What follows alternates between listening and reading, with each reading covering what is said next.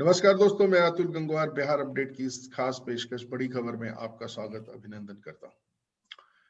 बिहार से जुड़ी हुई तमाम छोटी बड़ी राजनीतिक खबरों की, क्योंकि चुनाव का वहां माहौल है, उस पर हम लोग चर्चा करते हैं। हमारे साथ चर्चा में जुड़ते हैं प्रतिदिन वरिष्ठ पत्रकार। आज हमारे साथ मौजूद हैं वरिष्ठ पत्रकार रवि पाराशर जी। रवि जी, आपका स्वागत है। धन्यवाद। हमारे साथ मौजूद हैं वरिष्ठ पत्रकार SN द्विवेदी जी। आपका भी स्वागत अभिनंदन है। धन्यवाद अतुल जी, बहुत बहुत धन्यवाद जी। बिहार में 2 चरण का मतदान समाप्त हो चुका है और तीसरे चरण के लिए तमाम राजनीतिक दलों ने कमर कस ली है। अब वो कोई भी ऐसी गलती नहीं होने देना चाहते जो उन्हें सत्ता की कुर्सी पर बैठने से रोक सके। तो तमाम राजनीतिक दल 2 चरण के चुनाव प्रचार की जो है अपना उसका विश्लेषण करेंगे, किस प्रकार से उन्होंने काम किया, क्या कमियां रह गई, किस प्रकार से असंतुष्टों को संभाला गया या नहीं संभाला गया, वोट कहां कट रहे हैं, किस राजनीतिक दल के वोट बट रहे हैं, कौन राजनीतिक दल अपने सहयोगी दल के प्रति ईमानदार रह रहा है। इन सभी तमाम बातों का विश्लेषण करते हुए तीसरे चरण के चुनाव के लिए, मतदान के लिए अब बिहार का कैंपेन बढ़ गया है। और अभी देखने में आ रहा है कि तमाम भोजपुरी फिल्मों के सितारे, हालांकि निरहुआ, मनोज तिवारी और रवि किशन और मनोज तिवारी तो सांसद हैं भाजपा के, लेकिन साथ ही निरहुआ जो अखिलेश यादव के खिलाफ चुनाव लड़े थे, संसद में तो नहीं पहुंच पाए, लेकिन अभी पार्टी के साथ निष्ठा बनाए हुए हैं। भाजपा ने तमाम भोजपुरी सितारों की ताकत झोंक दी है चुनाव में तीसरे चरण में। भीड़ इकट्ठा करने के लिए ये सितारे सहायक होंगे या वाकई चुनाव के नतीजों पर भी इनका कोई असर पड़ता है? SN द्विवेदी जी, आप बताएं। अतुल जी। जो फिल्मी सितारे हैं, देखिए उनका ग्लैमर होता है और कितना असर डालते हैं, ये पहली बार हमने देखा था जब अमिताभ बच्चन, हेमवती नंदन बहुगुणा जैसे एक कद्दावर नेता के सामने चुनाव लड़े थे और उनके उनके उस बॉलीवुड ग्लैमर के आगे बहुगुणा जैसा नेता भी हार गया था, जिसके बारे में कहा जाता था कि वो हार नहीं सकता और बहुत उसकी अपनी पकड़ थी। तो जाहिर सी बात है कि जो बॉलीवुड है उसका एक अपना ग्लैमर है और मैं उसको कतई नकारता नहीं हूँ। लेकिन तब से लेके आज तक उस गंगा में बहुत पानी बह गया है। अब बॉलीवुड का वो ग्लैमर नहीं है। लेकिन ये जो तीनों सितारे जिनका आपने नाम लिया है, भोजपुरी के सितारे हैं। ये भोजपुरी जो स्पीकिंग एरिया है, भोजपुरी सिनेमा है, उसके सितारे हैं, बॉलीवुड के सितारे नहीं है ये। इनका इनका एक अलग ग्लैमर है, क्योंकि वो जो भोजपुरी की दुनिया है वो अलग दुनिया है, भोजपुरी का अपना एक अलग ग्लैमर है। इनका थोड़ा-सा असर ज़रूर पड़ता है, मैं मानता हूँ। इसीलिए देखिए जो जो मनोज तिवारी हैं वो उस बेल्ट से MP हैं जहाँ पे कि बिहार के बहुत ज़्यादा लोग हैं, भोजपुरी बोलने वाले बहुत ज़्यादा लोग हैं। रवि किशन वहाँ से MP हैं जहाँ पे पूरा मतलब भोजपुरी बेल्ट है, वो गोरखपुर की भोजपुरी बेल्ट है, वहाँ से वो MP हैं। ये सब अपने-अपने ऐसे इलाके से MP हैं जहाँ पे कि भोजपुरी बहुत ज़्यादा बोली जाती है, तो उसका फ़र्क पड़ता है, मैं मानता हूँ। दूसरा, जिस इलाके में ये प्रचार करने गए हैं, वो काफ़ी हद तक भोजपुरी इलाका है, तो उसका फ़र्क पड़ेगा, मैं मानता हूँ। और लेकिन ओवरऑल अगर देखा जाए तो ओवरऑल अब भोजपुरी ओवरऑल बॉलीवुड का कोई बहुत ज़्यादा अब रोल नहीं रह गया है चुनाव में। तमाम अगर पिछले तरफ जाके देखें, उर्मिला मातोंडकर ने ही प्रचार किया और महिमा चौधरी भी प्रचार करती रही हैं और दूसरी भी कई सारी अभिनेत्रियाँ प्रचार में उतरती रही हैं। उनसे कोई बहुत ज़्यादा वोट का फ़र्क नहीं पड़ा। जी। लेकिन ये जिस बेल्ट में है और जिस भोजपुरी बेल्ट के सितारे हैं, वहाँ पे थोड़ा-सा फ़र्क ज़रूर पड़ता है, मैं मानता हूँ, अतुल जी। जी बिल्कुल, थोड़ा फर्क तो पड़ता ही है। और वहीं दूसरी ओर बॉलीवुड की प्रसिद्ध अभिनेत्री हैं अमीषा पटेल, वो कांग्रेस के किसी प्रत्याशी का चुनाव करने बिहार पहुंची थी और बिहार से वापस पहुंचने के बाद उन्होंने उस प्रत्याशी पर बहुत गंभीर आरोप लगाए हैं। उनका कहना यह है कि उनको बंधक बनाकर रखा गया, उनके साथ बदतमीजी की गई और किसी तरीके से वो अपनी जान बचाकर वापस आई हैं। हालांकि उस प्रत्याशी का कहना यह है कि अचानक आखिरी पल में अमीषा पटेल ने भारी भरकम रकम की डिमांड की, जिसको पूरा करना उनके लिए शायद संभव नहीं था और फिर ऐसी स्थितियां उत्पन्न हुई। बिहार चुनाव तीसरे चरण के चुनाव में है की तरफ जा रहा है। वहीं दूसरे और अंतरराष्ट्रीय स्तर पर देखिए रवि जी, अमेरिका में राष्ट्रपति पद का जो चुनाव हो रहा है वो भी कहीं ना कहीं फंसता हुआ नजर आ रहा है। कहीं ना कहीं ऐसा लग रहा है कि ट्रंप का जो पत्ता है वो कट रहा है। अमेरिकी चुनाव में जिस प्रकार से वोटिंग पैटर्न रहा जो रहा, उसके बारे में आपका क्या कहना है? देखिए, ये कहना बिल्कुल सही होगा कि ट्रंप के जो कार्ड हैं, उनमें जो तुरुप के पत्ते हैं, वो धीरे-धीरे अब कटते हुए नज़र आ रहे हैं। और यही वजह है कि जब अब तो खैर बहुत कुछ स्पष्ट हो चुका है, जो इलेक्टोरल वोट हैं 270 चाहिए होते हैं जीत के लिए, और 260 के पार जो बाइडेन पहुंच चुके हैं और ट्रंप 210 के ऊपर हैं। तो ये अंतर अब मुझे लगता है कि निर्णायक अंतर साबित हो जाएगा। ट्रंप को अपनी हार का अंदाजा मुझे लगता है बहुत शुरुआती दौर में ही हो गया था, और यही वजह थी कि कल जब वे मीडिया के सामने आए तब उन्होंने कहा कि जो बैलेट पेपर से जो वोट पड़े हैं इलेक्टर चुनने के लिए खास तौर पे, तब उन्होंने कहा कि ये गलत है और हम कोर्ट जाएंगे इसके खिलाफ, और हम तो जीत ही चुके हैं। तो ये कहना बहुत शुरुआती रुझानों के समय अपने आप में ये बताता है कि ट्रंप बुरी तरह हताश हैं, निराश हैं। ये भी कहना बिल्कुल सही है कि ट्रंप की जो पार्टी है उसका दायरा इस बार के अमेरिकी राष्ट्रपति के चुनाव में काफी बढ़ा है। बहुत सारे ऐसे गैर पारंपरिक इलेक्टर चुने गए हैं, उनकी लोकप्रियता भी कई स्टेट्स में बढ़ी है, लेकिन नंबर गेम होता है और जिसको नंबर ज्यादा मिलते हैं अंततः जीतता वही है। जो बाइडेन इस मामले में काफी आगे उनसे निकल गए हैं। अब सुनने में ये आ रहा है कि कुछ राज्यों में ट्रंप के जो समर्थक हैं उन्होंने वोटिंग को जो इलेक्टर चुनने के लिए होती है उसको कोर्ट में चुनौती दे दी है, और शायद उन सारे राज्यों में जहां पर वे जो बाइडेन से काफी पीछे हैं वो अदालतों का दरवाजा खटखटाएंगे, और इसके बाद फिर सुप्रीम कोर्ट का भी एक रास्ता होता है। असल में कोरोना की वजह से सुप्रीम कोर्ट से ही व्यवस्था ये हुई थी कि जो वोटिंग है वो डाक से भी इस बार की जा सकती है। वैसे आपको बताऊं कि अमेरिका में कई स्टेट्स में दो तरह से वोटिंग होती है। एक तो लाइन में लग करके भी वोटिंग होती है, और जो विभिन्न चरणों में जो चुनाव के संपन्न होते हैं उसमें जो कैंडिडेट का चुनाव होता है प्रेसिडेंशियल, वो कई स्टेट्स में हाथ उठा के भी होता है। डिबेट होती है और उस डिबेट में मौजूद जिस तरह से हमारी संसद में बहुत सारे फैसले, बहुत सारे कानून विधेयक जो है ध्वनिमत से पारित होते हैं, इसी तरह वहां पर हाथ उठा करके प्रेसिडेंशियल कैंडिडेट चुनने का रिवाज भी है कई स्टेट्स में। और ये भी तय है कि अमेरिकी राष्ट्रपति के चुनाव में दो तीन चीजें बहुत स्पष्ट होती हैं, जैसे कि जो भी चुनावी वर्ष होता है 4 साल बाद, उसके नवंबर के पहले मंगलवार को ही वोटिंग होती है, जैसे कि इस बार 3 तारीख को हुई। और ये भी वहां तय होता है कि 20 जनवरी को नया राष्ट्रपति शपथ लेता है। और एक बहुत स्पष्ट सी परंपरा ये रही है कि जो चुनाव हारता है वो बाकायदा पब्लिक के सामने आता है और अपनी हार स्वीकारता है, और नए राष्ट्रपति को कुर्सी सौंपने के लिए, कुर्सी पाने के लिए शुभकामनाएं देता है। लेकिन ट्रंप के रवैये से ऐसा लग रहा है कि वो काफी पिछड़े हुए हैं, और अगर कोर्ट में वो जाते हैं तो भी कोर्ट को भी हर हाल में 20 जनवरी से पहले फैसला करना पड़ेगा। और ये पहली बार नहीं होगा कि कोर्ट की मर्जी से कोई राष्ट्रपति अगर कोर्ट फैसला सुनाता है तो वहां पर चुना जाएगा। जॉर्ज बुश जूनियर जो हैं वे भी कोर्ट के फैसले के बाद ही राष्ट्रपति वहां बने थे।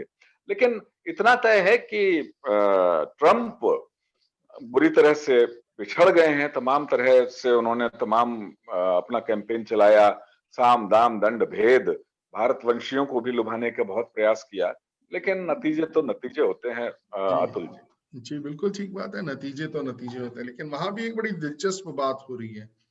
वहां पर उच्च सदन में जो बाइडेन है उनकी पार्टी का बहुमत नहीं सिद्ध होने जा रहा है। वहां पर वो कमजोर रहेंगे और ये उनके लिए राष्ट्रपति का अपना जो कार्यकाल है उसको पूरा करने में दिक्कत का विषय रहने वाला है। वहां रिपब्लिकन्स का बहुमत है और ज्यादा सीटें उनकी दिखाई दे रही हैं, तो वो भी एक बड़ा दिलचस्प होगा।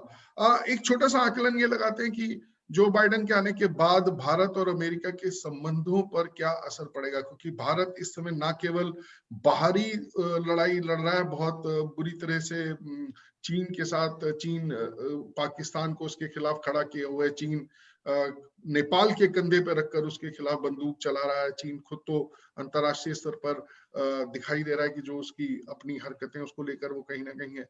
और भारत से एक बड़ी आशा है लोगों को, क्योंकि भारत एक स्पष्ट जो पूर्ण बहुमत की जो सरकार है वो कहीं ना कहीं एक अच्छे और सटीक निर्णय ले रही है, लेकिन अमेरिका और उसका जो तालमेल है इस अंतरराष्ट्रीय स्तर पर, उसका बड़ा व्यापक असर पड़ना तय है, क्योंकि जो इस बार अमेरिकी चुनाव है उसमें मुसलमानों ने जो बाइडेन को वोट दिया है, और कहीं ना कहीं वो ये सोच कर दिया है कि ट्रंप जिस प्रकार से नीतीश, ये माफ कीजिएगा, नरेंद्र मोदी के साथ मिलकर एक बड़ी ताकत बनाने का प्रयास भारत को कर रहे थे और अपनी खुद की ताकत भी बढ़ा रहे थे, उसको देखते हुए मुसलमानों ने वोट अमेरिका में जो बाइडेन को दिया है। कहीं इसका अंतरराष्ट्रीय स्तर पर भारत और अमेरिका के रिश्तों पर फर्क पड़ेगा, और एक अंतरराष्ट्रीय परिप्रेक्ष्य में अगर देखें तो उसका क्या असर पड़ सकता है, रवि जी? देखिए, अमेरिका में राष्ट्रपति कोई भी बने, ये बहुत स्पष्ट सी बात है कि वो अमेरिका को दुनिया का सिरमौर देश बनाए रखने के लिए जो भी संभव बातें होंगी, जो भी संभव कदम होंगे, वो उठाएगा, चाहे रिपब्लिकन हो, चाहे डेमोक्रेट्स हो। जहां तक अंतर्राष्ट्रीय जो स्तर पर जो बड़े मसले हैं, मुझे बहुत ज्यादा नहीं लगता है कि जो बाइडेन अगर राष्ट्रपति बनते हैं तो अमेरिका के नजरिए में जैसे चीन को लेकर है, कोई बहुत बड़े बदलाव आने वाले हैं। हाँ, ये है कि जो घोषणाएं जैसे नेटो फोर्सेस की वापसी की शुरुआत, चुनावी मुद्दा भी ट्रंप ने बनाया था, अफगानिस्तान में जो नेटो फोर्सेस तालिबान से लड़ रही हैं, तो और चूंकि अमेरिकी समाज सीधे सीधे इस तरह के जो मसले हैं उनसे जुड़ा हुआ है पूरी संवेदनशीलता के साथ, तो ऐसे मामलों को लेकर अमेरिकी सरकार के रवैये में बहुत ज्यादा परिवर्तन आने की गुंजाइश मुझे दिखती नहीं है। जहां तक भारत का प्रश्न है तो देखिए, कोरोना काल में तो सारी दुनिया की करीब करीब अमेरिका समेत अर्थव्यवस्था की कमर टूटी है। जाहिर है कि भारत के साथ भी ऐसा ही हुआ है, लेकिन धीरे धीरे स्थितियां सुधर रही हैं। लेकिन पूरी दुनिया अब जानती है कि भारत एक तेजी से विकसित होती हुई अर्थव्यवस्था है। कोरोना काल तो कॉमन है पूरी दुनिया के लिए, उसकी बात हम नहीं कर रहे। ओवरऑल अगर देखें तो भारत को नजरअंदाज करना अब किसी भी महाशक्ति या किसी भी पोल जो क्षेत्र हैं, जो जो डाइपोलर दुनिया है, उसमें अब किसी के लिए भी संभव नहीं है कि वो भारत की अनदेखी करे। भारत सबसे बड़ी आबादी के मामले में दूसरे नंबर पर है दुनिया में, और बहुत बड़ा बाजार भी है। तो हर दृष्टिकोण से हम देखें, और अमेरिका में तो अमेरिका को एक तरह से अमेरिका का दिमाग जो है भारतवंशी ही वहां चला रहे हैं, चाहे सिलिकॉन वैली की बात हो, और अब तो सरकारों में और बहुत सारे जो सामाजिक निकाय हैं उनमें भारतीय वहां पर लीड कर रहे हैं। तो ऐसे में भारत को नजरअंदाज कर पाना अमेरिका की किसी पार्टी के बूते की बात नहीं है। और न केवल अमेरिका, बल्कि दुनिया के किसी भी देश के बूते की बात नहीं है कि वो भारत के हित के बारे में सोचे, भारत से जुड़ने के बारे में ही सोचेंगे। और जहां तक ट्रंप और नरेंद्र मोदी के संबंधों की बात है, तो दो राष्ट्राध्यक्षों, राष्ट्र प्रमुखों के रूप में हमें देखना चाहिए। वो डोनाल्ड ट्रंप किसी भी पार्टी के सदस्य होंगे, लेकिन वे अमेरिका के राष्ट्रपति हैं अभी भी, जब तक जो बाइडेन की स्पष्ट जीत नहीं हो जाती। और भारत के प्रधानमंत्री नरेंद्र मोदी हैं। तो दो राष्ट्रों के जो राजनीतिक प्रमुख हैं, अगर वो मिलते हैं और एक दूसरे की अर्थव्यवस्था को मजबूत करने के लिए एक दूसरे के का सहारा लेते हैं, तो इसमें कोई बुरी बात नहीं है। नरेंद्र मोदी जब भारत के प्रधानमंत्री 2014 में बने, उस समय ट्रंप की जगह कोई और भी वहां पर राष्ट्रपति होते तो भारत के संबंध उनके साथ भी वैसे ही मजबूत हमें दिखाई देते। तो उसको दलगत राजनीति से जोड़कर हमें, मुझे लगता है, नहीं देखना चाहिए। हालांकि ये सही है कि हाउडी ट्रंप कार्यक्रम जब हुआ था अमेरिका में मोदी की मौजूदगी में, तो वहां एक अद्भुत नजारा ये देखने को मिला था कि ट्रंप दर्शकों में बैठे थे और नरेंद्र मोदी को वो सुन रहे थे। और डोनाल्ड ट्रंप जब दिल्ली आए, जब भारत का दौरा किया, तो उनके मोटेरा स्टेडियम में उनके लिए बहुत भव्य कार्यक्रम का आयोजन किया गया। और अमेरिका जाकर भी उन्होंने उस कार्यक्रम की तारीफ की, भारत की तारीफ की। तब ये मान के चला जा रहा था कि डोनाल्ड ट्रंप राष्ट्रपति के चुनाव में भारतवंशियों का दिल जीतना चाहते हैं। अब वो ठीक है, नहीं जीत पाए, कितना जीत पाए। और चुनाव में तो बहुत दूसरे फैक्टर्स भी काम करते हैं। देखिए, जी जो बिल्कुल। मतपत्रों की बात जो हो रही है वहां मैं रिपोर्ट्स देख रहा था सीएनएन वगैरह की। वहां से ऐसी रिपोर्ट्स मिल रही हैं फर्जीवाड़े की कि जो लोग मर चुके हैं उनके नाम से भी वोट डाक में डाला गया है, और ऐसे बहुत सारी संख्या है। तो अभी हम यही क्यों मान के चलें कि जो बाइडेन को अगर बहुत ज्यादा बढ़त मिली हुई है तो अदालत से, अगर अदालत को फैसला करना है तो अदालत से वो जीत के ही आ जाएंगे। ये हो सकता है कि फैसला डोनाल्ड ट्रंप के पक्ष में भी आ जाए, अगर ये फर्जीवाड़े की बातें सही जी पाई बिल्कुल। गई कि जो फर्जी लोग हैं उनके नाम से भी वोट इलेक्टर के चुनाव के लिए पड़े हैं। इस जी तरह की जी शिकायतें अगर सही पाई जाती हैं तो मुझे लगता है कि डोनाल्ड ट्रंप की उम्मीदवारी जो है अभी खत्म नहीं होती है। जी 20 जनवरी बिल्कुल। तक कम से कम वो फाइट करेंगे इस बात के लिए। जी बिल्कुल, वो फाइट करेंगे, लेकिन ये देखना भी दिलचस्प होगा ना वो फर्जीवाड़ा किसके पक्ष में हुआ है। मान लीजिए अगर वो फर्जीवाड़ा ट्रंप के पक्ष में हुआ है तो उनकी क्या स्थिति मुझे नहीं होगी। लगता, क्योंकि अगर ट्रंप के पक्ष में होता तो ट्रंप कल ही शुरुआती रुझानों के समय ही इतने मुखर नहीं हो जाते। और ट्रंप के जो समर्थक हैं उन्होंने ही ये इस तरह के जो मसले हैं वो मीडिया के सामने उठा के रखे। नहीं, अतुल जी, एक और चीज बड़ी महत्वपूर्ण है। ये जो फर्जीवाड़े की बात है अपनी जगह सही है, लेकिन एक और चीज जो इतिहास बनने जा रही है आज की तारीख में अमेरिका में, बाइडेन सबसे ज्यादा इलेक्टोरल वोट पाने वाले भी प्रेसिडेंट हैं। उनको 7 करोड़ से ज्यादा वोट मिल रहे हैं। मतलब इसके पहले बराक ओबामा को मिले थे सबसे ज्यादा वोट अमेरिका के चुनावी इतिहास में, और इसके बाद ये बाइडेन है जो 7 करोड़ से ज्यादा इनको वोट मिलेंगे। ये भी बड़ा महत्वपूर्ण है कि फर्जीवाड़ा है ये तो अपना कोर्ट अपना बाद में तय करेगी, लेकिन जितने वोट उनको मिले हैं वो अपने आप में कुछ संकेत तो जरूर देते हैं कि ठीक है, तमाम तरह की बातें हो सकती हैं, लेकिन बाइडेन की लोकप्रियता को हम कम करके नहीं आंक सकते आज की तारीख में, पहली चीज। और दूसरी चीज जो आपने एक मुसलमान वाला फैक्टर उठाया था, देखिए मुसलमान वाले फैक्टर में ये चीज देखना बड़ा महत्वपूर्ण है कि बाइडेन को बहुत ज्यादा भारत समर्थक नहीं माना जाता रहा है पूरे चुनाव में भी, या जब से उनकी उम्मीदवारी तय हुई है बाइडेन को बहुत ज्यादा भारत समर्थक नहीं माना गया है। तो एक कारण ये हो सकता है कि मुसलमान ने उनको इसलिए वोट किया हो क्योंकि वो भारत समर्थक नहीं है। और भारत में चूंकि मोदी की सरकार है तो मोदी को बहुत ज्यादा मुसलमान समर्थक नहीं माना जाता है, तो इसलिए शायद मुसलमानों ने अभी जो दूसरे देश के और मुसलमान है उन्होंने भी बाइडेन को ज्यादा समर्थन दिया हो। जी बिल्कुल, ये भी संभव हो सकता है। और आपका जैसा कहना है कि जितने लोकप्रिय बाइडेन दिखाई दे रहे हैं, अगर ये वोट जो उनको पक्ष में पड़े हैं, इलेक्टोरल वोट जो पड़े हैं 7 करोड़, अगर वो सत्यापित हो जाते हैं कि वो सही हैं, तो वाकई ये एक बड़ा रिकॉर्ड है और लोकप्रियता का पैमाना माना जा सकता है। और उसमें फिर हमें भी ये स्वीकार करने में कोई हर्ज नहीं होना चाहिए। सरकार किसी की भी और राष्ट्राध्यक्ष कोई भी बने, वही बनना चाहिए जिसका जनता के प्रति विश्वास हो, जनता को जिसके प्रति विश्वास हो।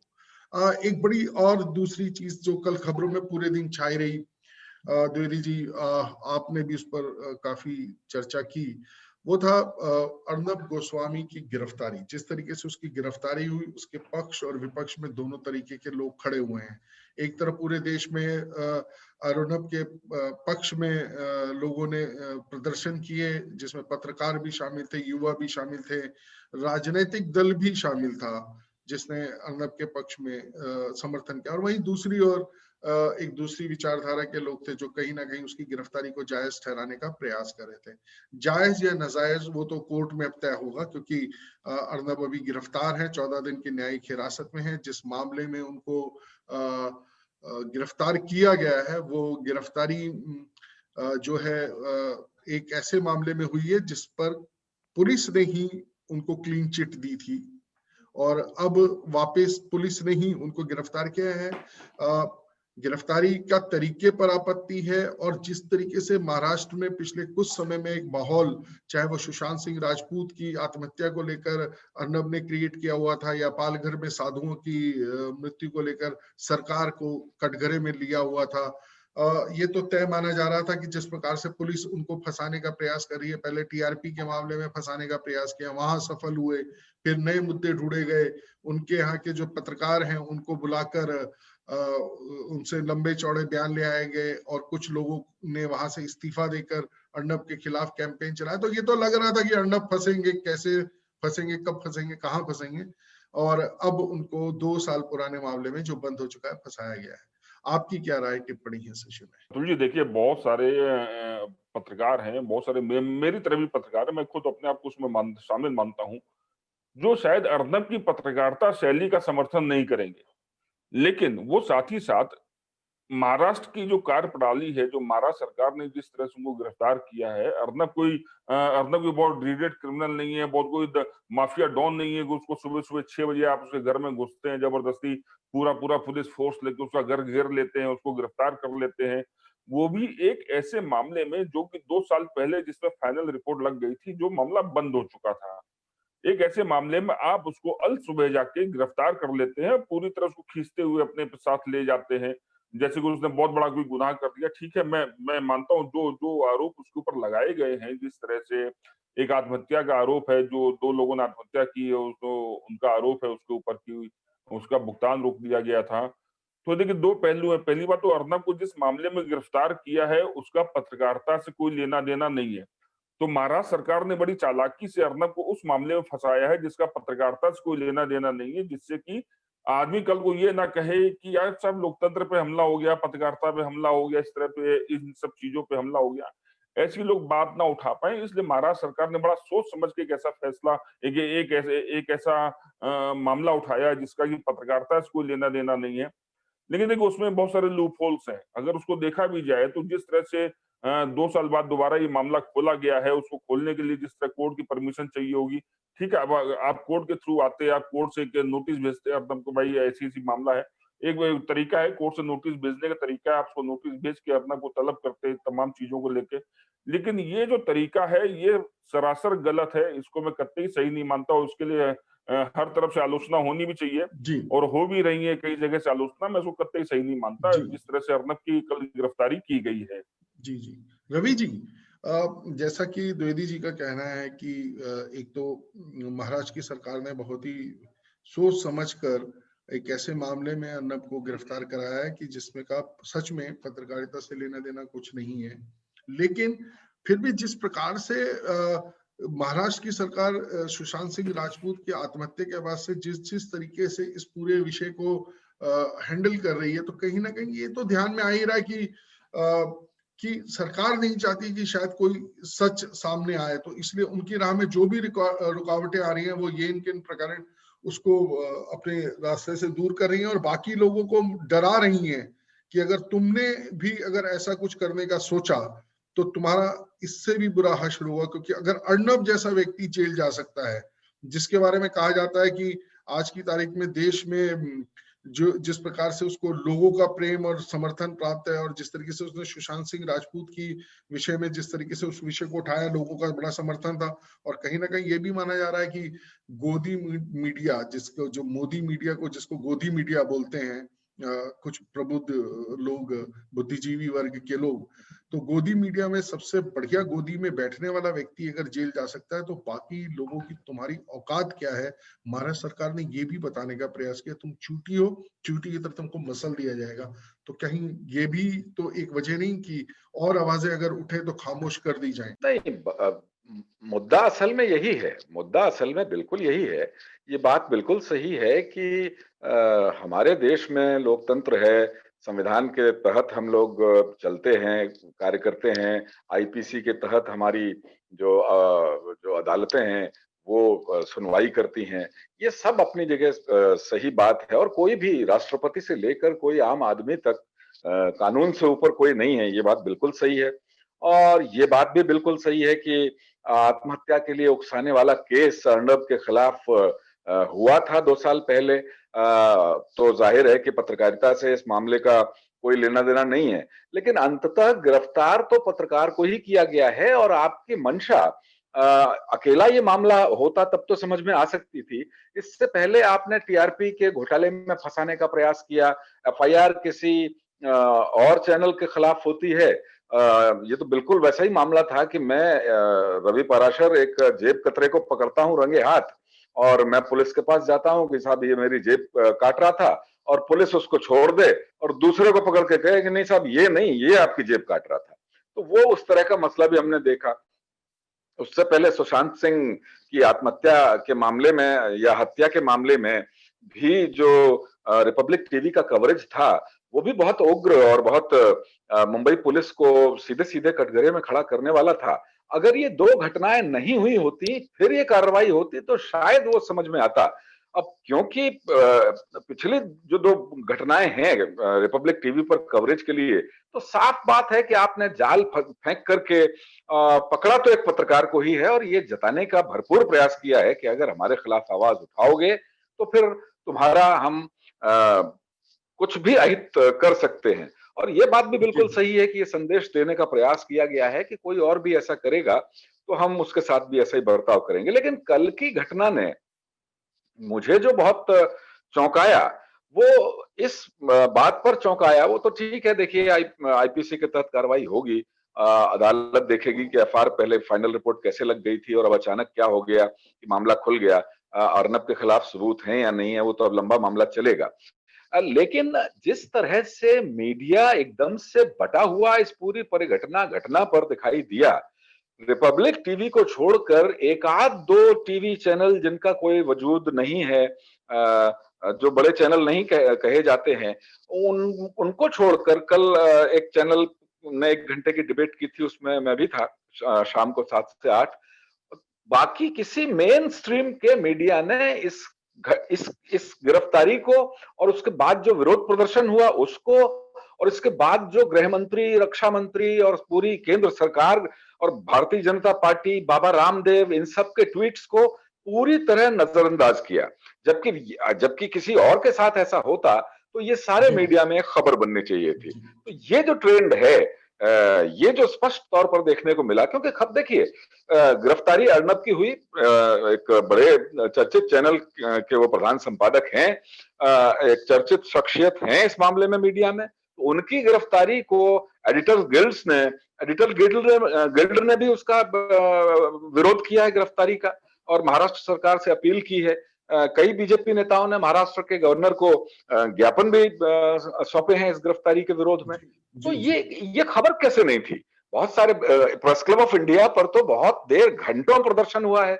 24 अकबर रोड कांग्रेस मुख्यालय के सामने बहुत देर तक प्रदर्शन हुआ है और ठीक ठाक भीड़ भी वहां इकट्ठी थी। तो जब ये खबर कैसे नजरअंदाज की गई, चाहे वो आज तक हो, चाहे वो जी न्यूज हो, चाहे और दूसरे टीवी चैनल हो, ये थोड़ा सा मुझे एक चौंकाता है कि ये तो नहीं होना चाहिए कम से कम। ये एक बहुत बिल्कुल ठीक बात है रवि जी, ये नहीं होना चाहिए। लेकिन हमने देखा है कि पिछले कुछ वर्षों में जब से मोदी सत्ता में आए हैं तो मीडिया बिल्कुल खुलेआम दो वर्गों में बट गया है। एक को लोग गोदी मीडिया बोलते हैं, दूसरा दलाल मीडिया बोला जाता है। मीडिया दो वर्गों में बट चुका है। लेकिन मेरा अब ये कहना है, इस देश की जनता से मैं ये जानना और समझना चाहता हूं कि क्या ये लड़ाई किसी पत्रकार की लड़ाई है? पत्रकार आपके हक के लिए लड़ता है, और हमने देखा है इस देश में, चाहे जेसिका लाल हत्याकांड हो, चाहे निर्भया हो, चाहे दिल्ली में अन्ना का आंदोलन हो, उसमें आपके साथ पत्रकार खड़ा रहा, अखबार खड़ा रहा, मीडिया खड़ा रहा। जरूरी नहीं कि वैसे खड़ा रहा जैसे आप शायद चाहते हो, लेकिन अगर ये मुद्दे किसी जगह पर पहुंचे तो उसमें उस पत्रकार का योगदान रहा। आज अर्नब ने जिस प्रकार से सुशांत सिंह राजपूत और पालघर में चुनौतियां, खुली चुनौतियां दी, तो ये इसी की वजह थी कि आज ये मुद्दा भी राष्ट्रीय और अंतर्राष्ट्रीय स्तर पर चर्चित हो पाया। तो कहीं ना कहीं जनता के साथ जब मीडिया के पत्रकार खड़े होते हैं, उसकी आवाज बनते हैं, तो जनता का भी एक हक बनता है कि जब कोई पत्रकार उसकी आवाज उठाते हुए फंसे तो वो भी उसके साथ खड़े रहे। ये लड़ाई पत्रकारों की लड़ाई नहीं है दोस्तों, ये लड़ाई आपके हक की लड़ाई लड़ने वालों की लड़ाई है। इसमें कोई भी पक्ष और विपक्ष न देखते हुए आज जिस प्रकार से महाराष्ट्र सरकार ने पत्रकारिता का, पत्रकारों का दमन करने का प्रयास किया है, उनको खुलेआम चुनौती दी, उनको डराया है। हो सकता है अर्नब की विचारधारा से, जैसे द्विवेदी जी ने भी कहा, आप समर्थक ना हो उसके, लेकिन ध्यान रखें कि चेहरा बदलेगा, नाम बदलेगा, चैनल बदलेगा, लेकिन सत्ता का ये दुराग्रह नहीं बदलेगा जब तक आप उनके साथ खड़े नहीं होंगे जो आपके हक के लिए लड़ते हैं। आज के लिए बिहार अपडेट में चर्चा के लिए बस इतना ही। रवि जी आप हमारे साथ जुड़े, आपका धन्यवाद। द्विवेदी जी आप हमारे साथ जुड़े, आपका भी धन्यवाद। नमस्कार। धन्यवाद।